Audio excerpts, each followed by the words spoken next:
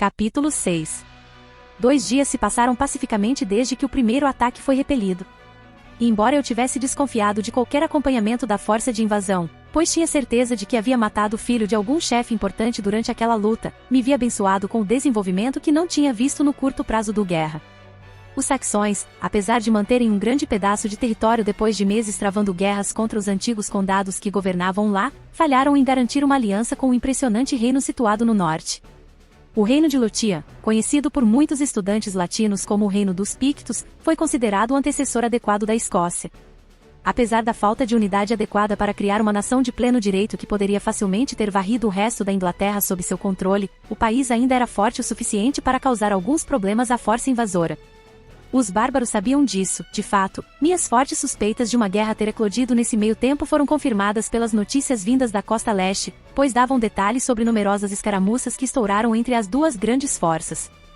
Muito bom, mas também muito ruim, pois significava que, se os saxões perdessem para os Lutias, eu lidaria com o fato de que teria que enfrentar alguém muito mais furioso e maior para recuperar as zonas costeiras sob controle.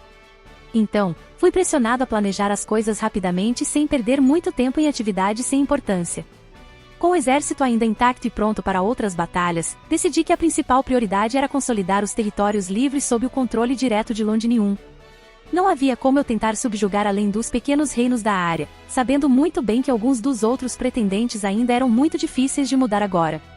Kent estava lidando com a invasão como uma região de linha de frente, assim como Londinium, mas tinha algum apoio da presença romana na Normandia, o que tornou uma invasão de minha parte não apenas mal-sucedida, mas também rápida para sair pela culatra, já que Roma os apoiou.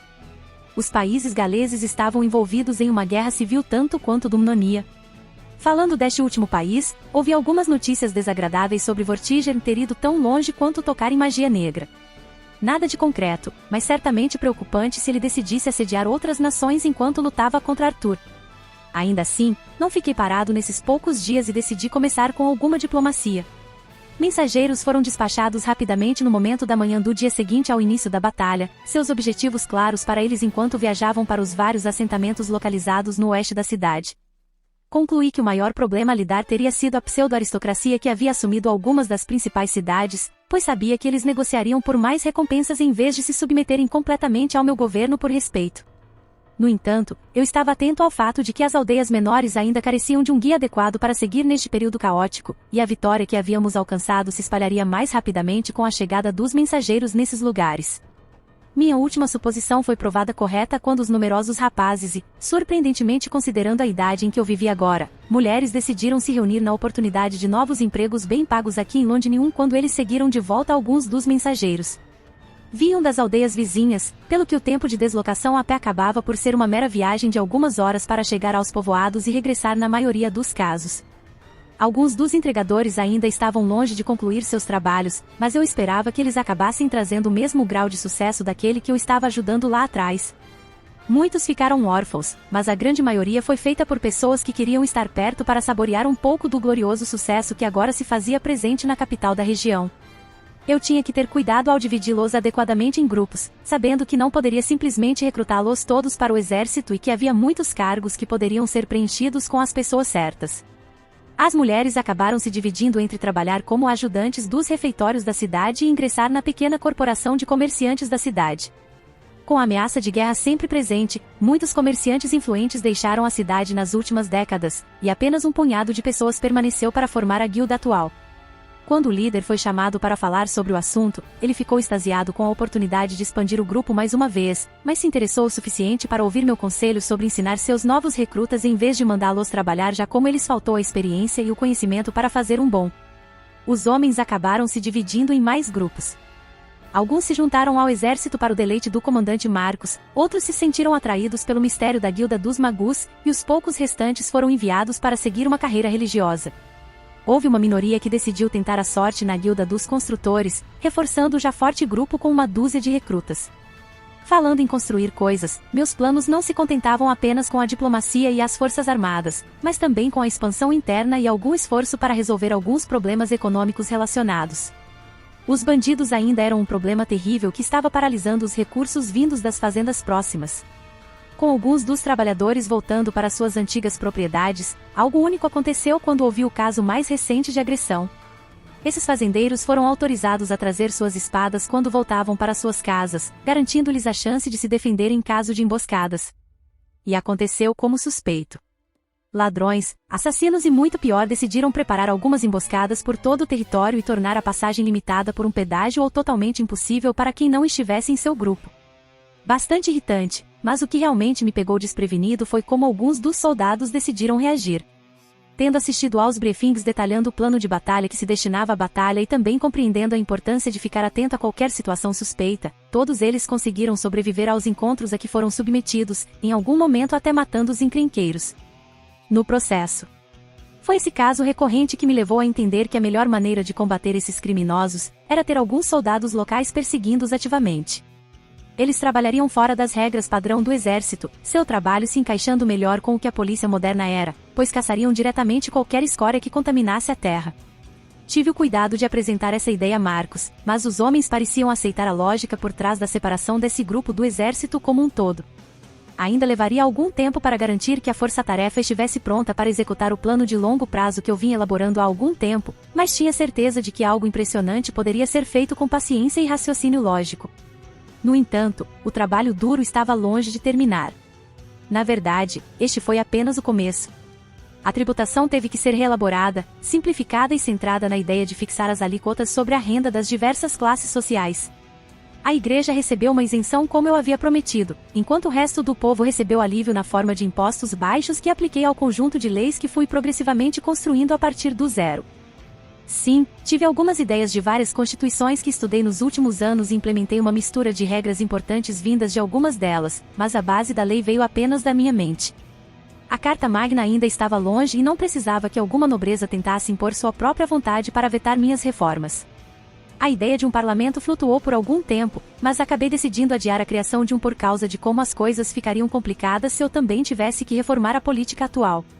Foi planejado, mas eu simplesmente não podia gastar muito esforço nisso com tantos problemas que ainda tinha que lidar. O próximo assunto foi o setor agrícola como um todo.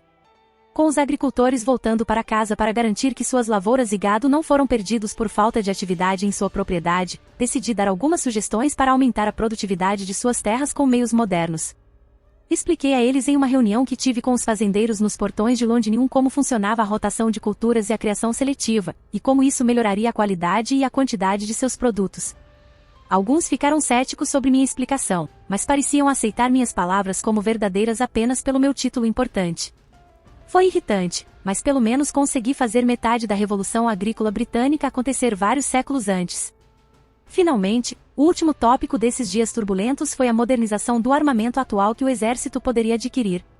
Lanças, espadas e lanças não seriam suficientes com as necessidades de quaisquer planos para uma conquista rápida das ilhas britânicas e eu com certeza sabia como trazer uma vantagem adequada para minha força militar atual. Eu precisava de armas e, embora soubesse que não conseguiria nenhum fuzil de assalto tão cedo, ainda poderia começar a fazer alguns pequenos experimentos antes de realmente entregar essa ideia para um momento posterior. Alcançando um grupo de ferreiros e magos, decidi tentar algo que me sentia incrivelmente inseguro de replicar com as poucas técnicas disponíveis para criar coisas a partir do metal. Não dispunha de recursos para a construção de canhões, realidade que se estabeleceu no momento em que percebi a falta de disponibilidade de bronze e outros metais que pudessem ser utilizados para melhor satisfazer os requisitos para a construção de uma divisão de artilharia completa.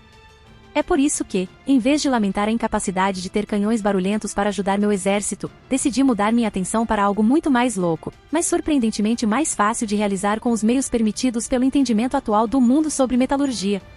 Ao invés de dar as instruções do produto final, decidi dividir o esquadrão na realização de várias tarefas, cada uma sendo essencial para a realização do grandioso e incrivelmente tortuoso plano que havia arquitetado. Era mais porque os trabalhos individuais já eram difíceis para o grupo, e eu temia que tipo de loucura resultaria de uma explicação completa. Eles levaram um dia inteiro para completar todos os seus objetivos e as peças bem encaixadas para criar meu As da Vitória. Foi no início da manhã do segundo dia que resolvi dar uma boa corrida na coisinha que agora descansava em minhas costas graças a uma corda, e chamei Marcos e alguns de seus homens de confiança para ajudar na apresentação da arma. O comandante ficou confuso sobre como um pedaço de pau feito de ferro e madeira seria capaz de matar alguém sem algo para esfaquear as pessoas e... Eu não respondi a isso.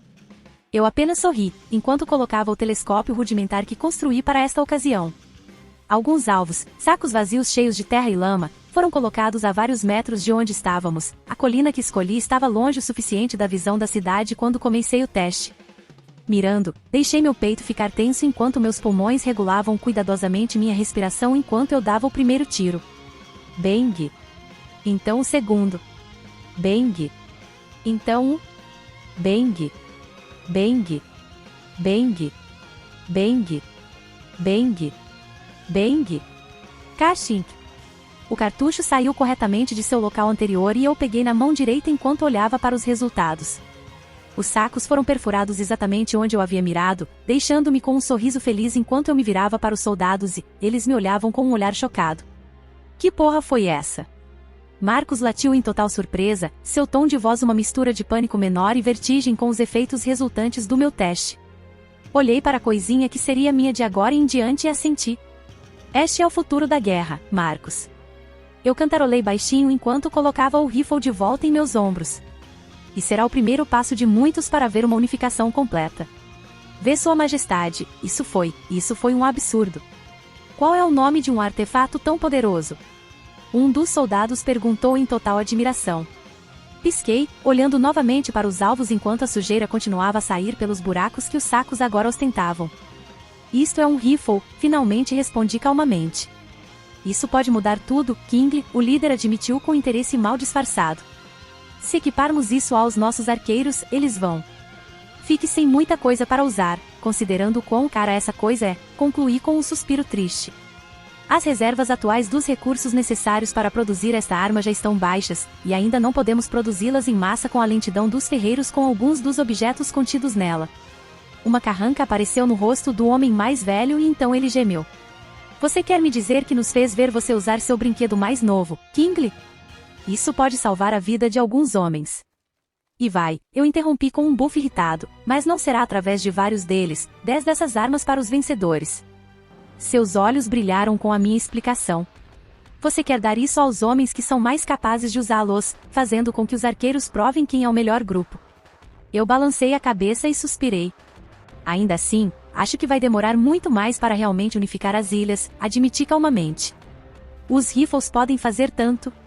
E é por isso que há espadas para usar, Rei, Marcos falou ansiosamente, quase sorrindo por algum motivo estranho. Ora, acho que agora podemos antecipar a aula de hoje com uma pequena corrida de volta ao castelo. Eu franzi a testa um pouco com suas palavras, mas então notei o comandante dando um olhar compreensivo para seus homens e depois de volta para mim. Percebi muito rapidamente do que ele estava falando e comecei a fugir no momento em que todos deram um passo em minha direção. Pernas correndo ferozmente para longe de meus perseguidores, senti meus pulmões queimarem um pouco na maratona que tive que passar. O tempo todo ouvindo as risadas vindo atrás de mim enquanto eu continuava a correr em direção aos portões do castelo. Meu Deus, estou odiando muito esse desgraçado.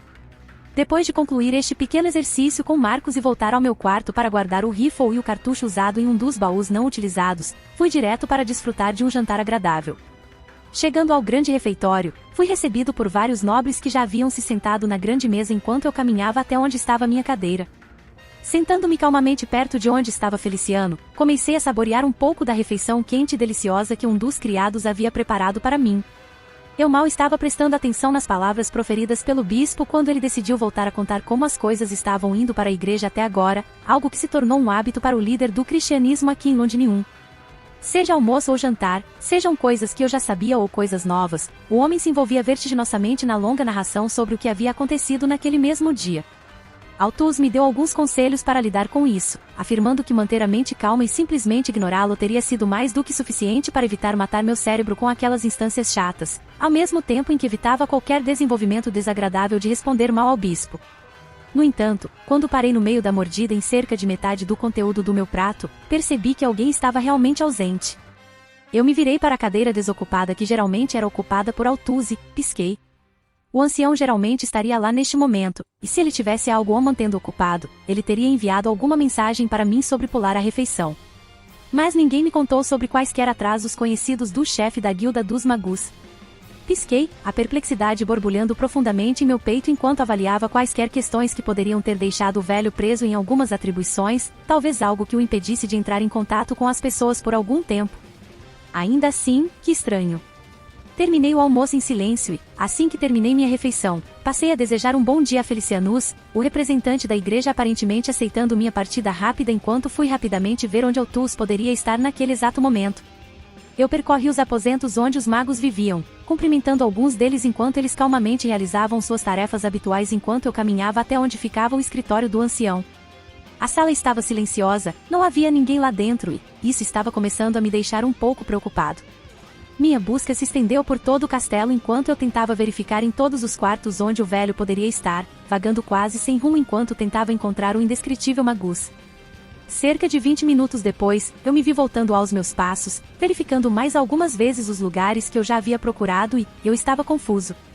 Esta foi a primeira vez que tive que lidar com o desaparecimento tão repentino do ancião, já que ele normalmente estaria em lugares onde outras pessoas estão se aglomerando, ou pelo menos em algum lugar do castelo.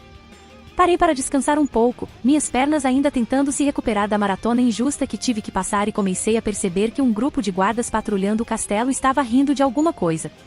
Não foi a primeira vez durante minha busca que vi algumas pessoas divertidas andando por aí, mas essa situação estava começando a se espalhar demais com pessoas rindo e rindo de alguma coisa. Eu estava perdendo alguma coisa ou talvez fosse apenas uma enorme coincidência? Eu apenas dei de ombros para mim mesmo enquanto continuava a procurar por pistas de onde Altus poderia ter ido, achando essa nova situação menos importante, considerando que o desaparecimento do ancião era muito mais importante do que qualquer cena divertida. Foi depois de mais 10 minutos andando pelos corredores que eu finalmente ouvi um dos guardas divertidos murmurando algo. Pensar que Lord Altus poderia ser tão avô, o sujeito de aparência jovem disse lentamente para seu companheiro de equipe mais velho, o segundo guarda balançando a cabeça enquanto seus lábios se contraíam no que parecia ser um esforço para manter o sorriso baixo. Parei e olhei para os dois. Desculpe-me, vocês dois, eu meditei baixinho, fazendo com que os dois soldados parassem e me dessem uma saudação adequada no momento em que perceberam quem os havia parado. Vê Sua Majestade, não o vimos e... Não há necessidade de se desculpar, interrompi rapidamente, um brilho sério filtrando em minha voz e levando-os a uma postura tensa. Vocês dois estavam falando sobre Lord Altus, e eu gostaria de saber onde ele está agora. Os dois trocaram um olhar estranho e então o mais velho engoliu em seco nervosamente enquanto o mais novo continuou. Nós podemos te dizer onde ele está agora, mas achamos que você deveria ver por si mesmo o que ele está fazendo.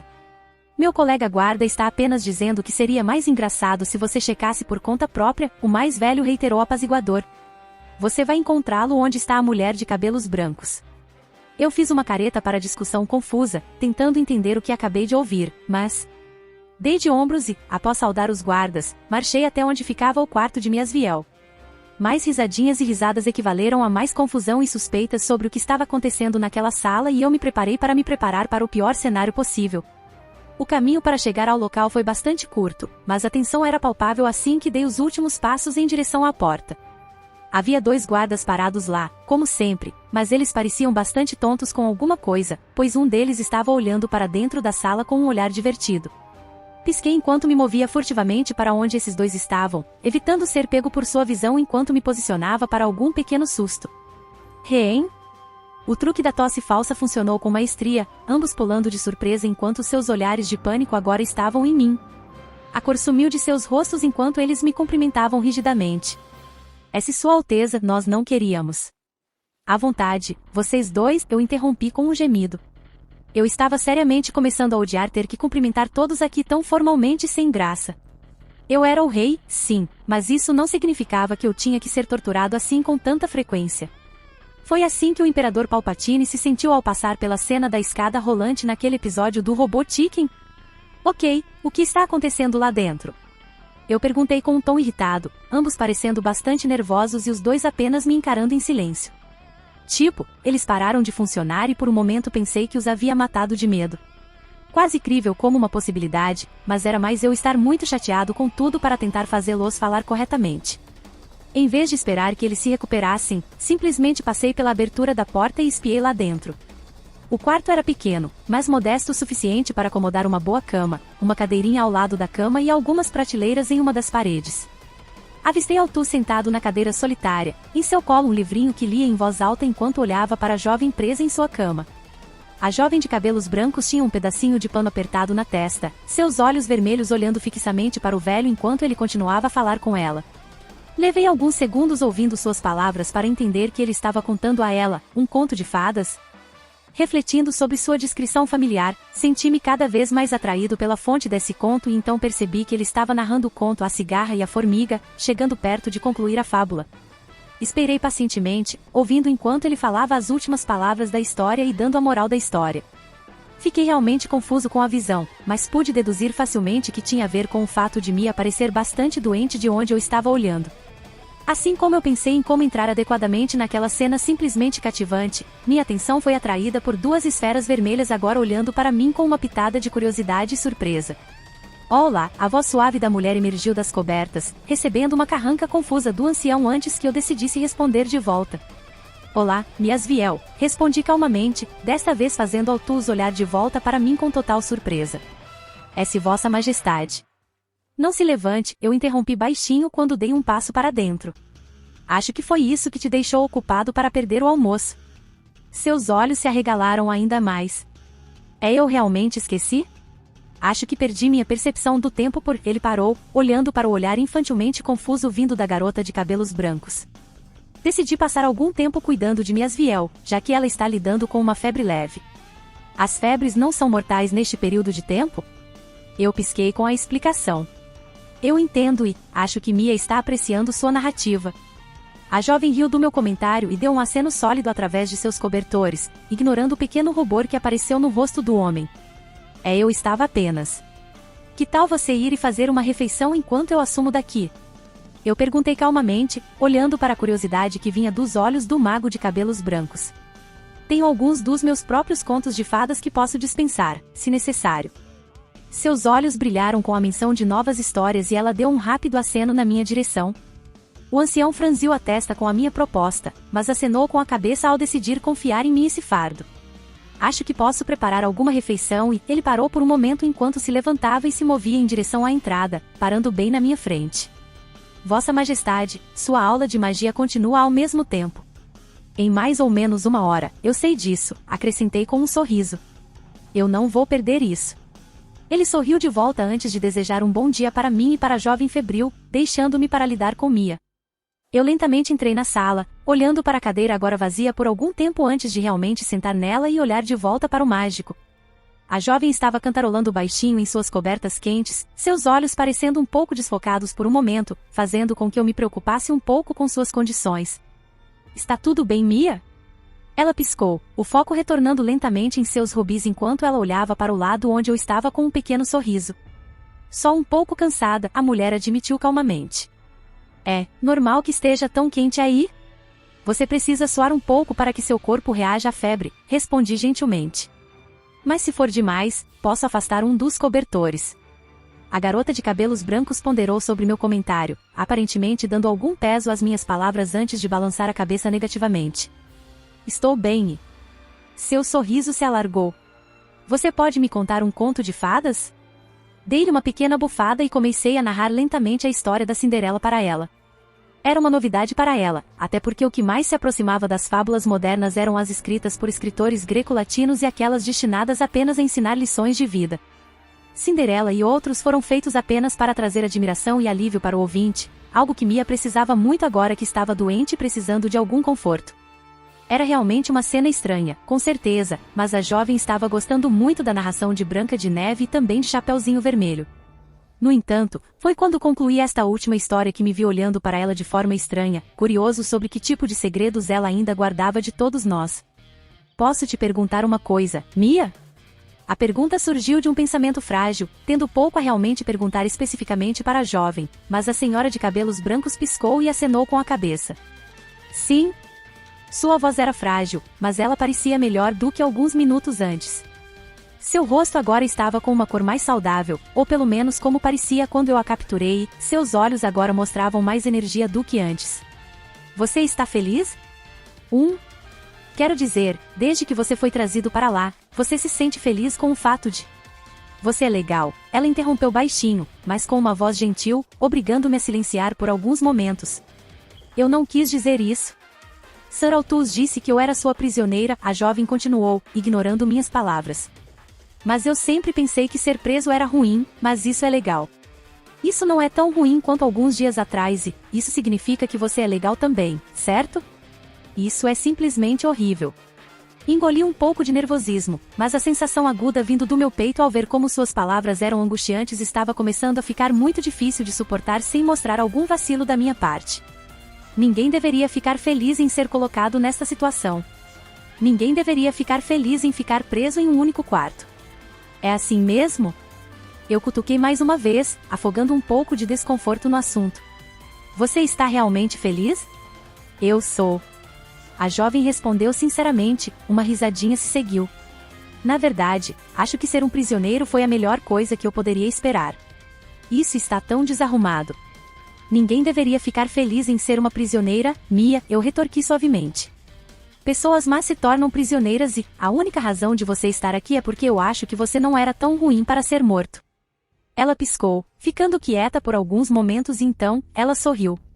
Estou feliz que você não tenha me machucado então, a garota disse ansiosamente, aparentemente inconsciente do horror crescendo em meu rosto. Acho que posso ser considerado uma pessoa má também, se isso não significar me machucar. Por Deus, ela era, tão inteligente e tão ingênua. Como diabos eu devo enfrentar isso? Eu não estava preparado para enfrentar esse tipo de conversa tão de repente, mas estava. Mia, eu continuei com um tom preocupado. Você não é uma pessoa má. Mas eu sou um prisioneiro, certo? Ela cutucou de volta. Então eu também sou uma pessoa má. Fechei os olhos, esperando um momento para me acalmar um pouco com aquele desenvolvimento desagradável. Normalmente, as pessoas que são prisioneiras também são más, respondi com um tom paciente. Mas você não é ruim. Ela piscou, depois assentiu. Isso é bom, eu suponho. Ninguém vai te machucar, eu continuei com uma voz calma, ou pelo menos senti que estava calma. Talvez eu estivesse começando a quebrar um pouco, mas me iludi de estar bem com essa circunstância. Eu tinha lidado com muitas coisas na minha vida, mas enfrentar uma vítima de escravidão e abuso. Essa era uma novidade que eu não tinha certeza de como me mover sem apertar nenhum botão errado. Acho que já errei aqui e ali, mas senti a necessidade de continuar. O que eles fizeram com você foi ruim. Minha declaração a fez se mexer um pouco na cama, seus olhos ganhando mais foco em mim. Mas por que isso foi ruim? O que? Não estava certo, respondi rapidamente. Não foi justo. Mas o mundo deveria ser errado e injusto? Mia perguntou baixinho, quase certa da resposta. E fui levado a um estado de silêncio chocado. Esse simplesmente não era o tipo normal de conversa que eu era capaz de ter sem duvidar da própria moralidade. O mundo era falho, não havia dúvida sobre isso, mas sempre acreditei que as coisas não podiam tropeçar tanto assim. E eu estava provado errado. De novo. Mas desta vez, eu não caí de bunda. Eu não vacilei muito. Sim, eu admiti com um tom triste. Mas isso não significa que as pessoas não possam tentar fazer isso certo e justo. Ela piscou, a surpresa crescendo em seus orbes. Realmente? Eu balancei a cabeça. Quero tornar o mundo um lugar melhor, Mia, continuei com um sorriso.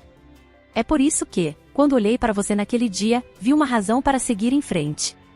Preparar, para a frente. Eu vi esperança. Um brilho desesperado que estava tentando segurar contra aquele mar de tristeza. Eu respondi calmamente. Todo mundo deveria ser feliz. Ou pelo menos aqueles que desejam uma vida pacífica. Eu, mereço a felicidade também?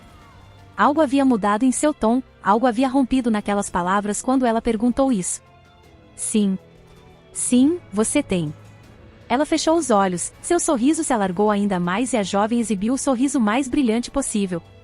É muito bom saber disso, Mia afirmou alegremente. Então espero que você também seja feliz. Eu balancei a cabeça para ela, mas não continuei a partir daí enquanto lentamente me levantei da minha cadeira e olhei para a porta. Em breve terei minha aula com Altuzzi, eu olhei para ela com um sorriso triste. Vou providenciar para que algum médico examine sua doença. Quero que você se recupere. A garota assentiu com um olhar ansioso em seu rosto. Agora, eu também quero isso. Meu sorriso se contorceu alegremente quando dei um passo em direção à entrada, mas então parei novamente. Há um belo jardim aqui no castelo, eu apontei levemente. Suponho que você poderia visitá-lo assim que estiver saudável novamente. Olhei para ela e ela me olhou com certo espanto. É bonito? uma das mais bonitas, concluí com um aceno de cabeça genuíno, finalmente passando pela porta e abrindo-a. Espero que você fique bem de agora em diante, Mia. Ela riu enquanto eu fechava a porta atrás de mim, deixando a sala com um olhar triste. Eu não me afastei da porta, ficando de pé por alguns segundos para olhar distraidamente para longe enquanto pensava sobre suas palavras e... Vê Sua Majestade, alguém gritou nervosamente para o lado e, os guardas. Os dois agora me olhavam com certa preocupação, claramente aflitos com a postura que eu assumirá.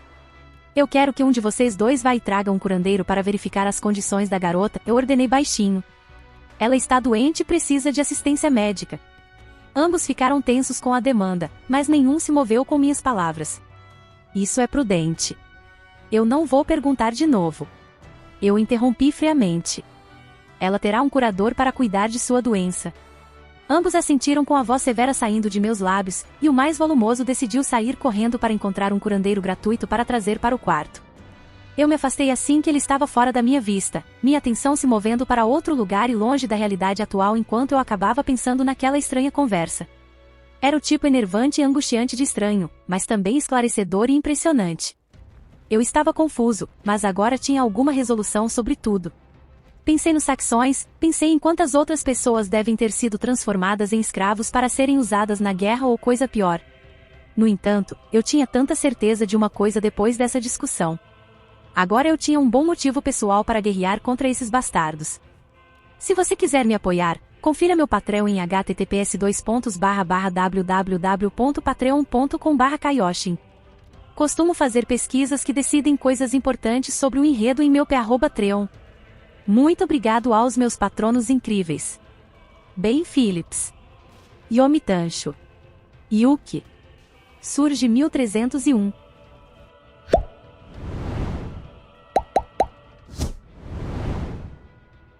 Se você gostou do conteúdo, não esqueça de dar o like e se inscrever no canal. Eu fico aqui até a próxima.